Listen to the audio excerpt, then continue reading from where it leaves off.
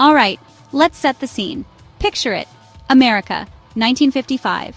Black and white TV, steady jobs, affordable homes, and a single income supporting a family. Dad works a stable factory job, mom manages the home, and the family owns their house and car. Once a year, they take a vacation. This was the American dream. Real, tangible, and within reach for millions. Fast forward to today. Meet Maya, 24, Gen Z. She's got a degree and a mountain of student debt. Her full-time job barely covers rent for a tiny apartment she shares with roommates. Pensions are a joke. Her 401k is out of reach. Vacations? Maybe a weekend trip after months of side gigs. The American dream for her is a buffering video on a cracked phone. The contrast is whiplash-inducing. What happened?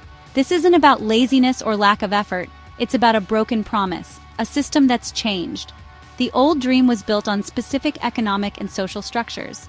Over the last 50 years, we've dismantled them, leaving Gen Z to navigate the rubble. Stability has been replaced by constant precarity. The goalposts haven't just moved, they're in another galaxy. For Gen Z, the middle class feels like a club with an impossible cover charge. They're playing a game where the rules were rewritten to keep them out.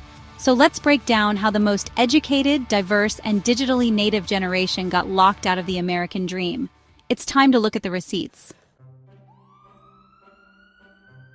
So how did the middle class happen? It was built, intentionally.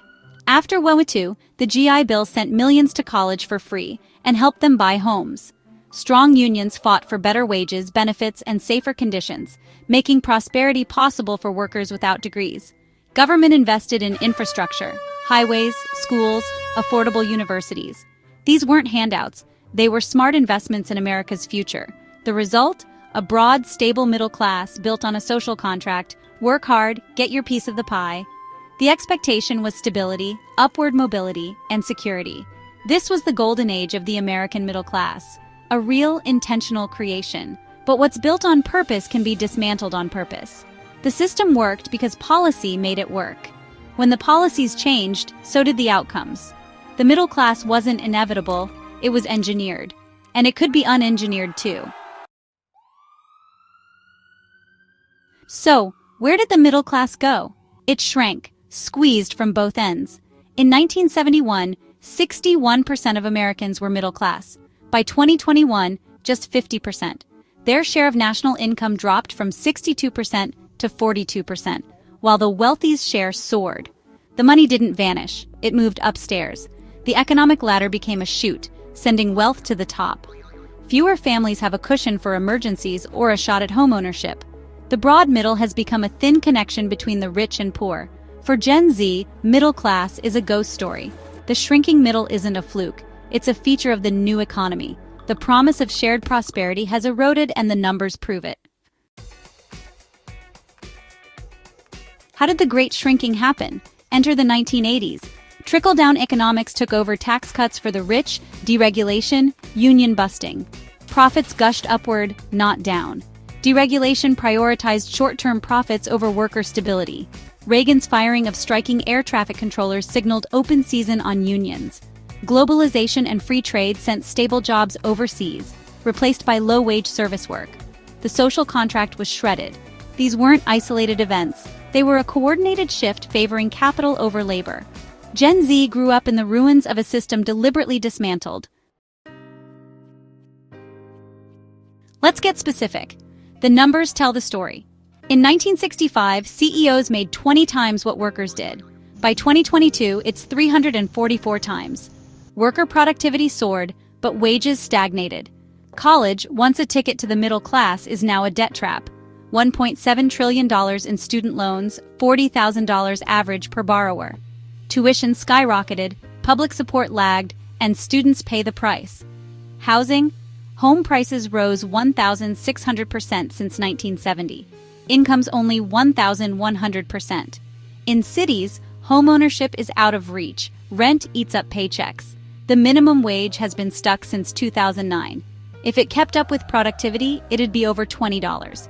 Millions work full-time and still live in poverty. Stagnant wages, crushing debt, impossible housing. This isn't about avocado toast. It's a system fundamentally broken for young people. Gen Z faces a mathematical reality stacked against them. The dream is out of reach by design. For Gen Z, the traditional career path is a fantasy. They're the most educated generation, but face instability and the gig economy. The promise of a stable employer is gone. Now it's contracts, gigs, and side hustles. The gig economy isn't freedom, it's survival. These jobs lack benefits, security, and stability. Gen Z is criticized for job hopping, but loyalty makes no sense when companies offer none. Their only security is what they build for themselves, always hustling, never settled. The psychological toll is real, constant anxiety about the future. The gig life isn't a choice, it's the reality they inherited. Gen Z's economy looks like a barbell luxury on one end, dollar stores on the other. High-end brands and discount chains are booming, the middle is vanishing. Department stores are dying, replaced by Dollar General and Neiman Marcus. Restaurants? Either $300 tasting menus or $5 combos, no middle ground. Gen Z is caught between aspirational luxury and practical thrift. Social media flaunts wealth, but reality demands frugality. They're experts at stretching a dollar, living in dupe culture. The shared middle-class experience is disappearing, replaced by economic stratification. Gen Z navigates a world of extremes with little in between. The barbell economy shapes their choices, dreams, and realities. They're living on the thin bar, and it's precarious. The middle ground is disappearing before their eyes. In this barbell economy, Gen Z's survival strategy is hustle culture. Side gigs aren't ambition, they're necessity. Every hobby is a potential income stream: content creation, reselling, coding, you name it. Most content creators grind for pennies, hoping for a lucky break. The FIRE movement, save aggressively, retire early, is a response to hopelessness, but only a few can pull it off. For most, living with parents is the only way to survive. These aren't signs of laziness. They're rational responses to instability. Gen Z is adapting to a broken system, not choosing it. Hustle isn't a trend, it's a prerequisite for survival. Is Gen Z doomed to hustle forever? Not necessarily. The old dream is gone, but a new one is possible, with bold policy changes. We need affordable housing, student debt relief, and public investment in education. Treat education and shelter as rights, not commodities. Raise the minimum wage, strengthen unions, and tax the wealthy fairly.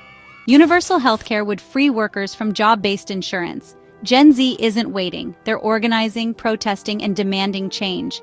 They know their struggles are political, not personal. They're fighting for climate action, racial justice, and economic fairness. The old middle class is gone, but that's an opportunity to build something better. Gen Z can define a new American dream, one based on collective well-being and justice. The challenges are huge, but they're not backing down. The real question: what kind of future are we willing to help them build?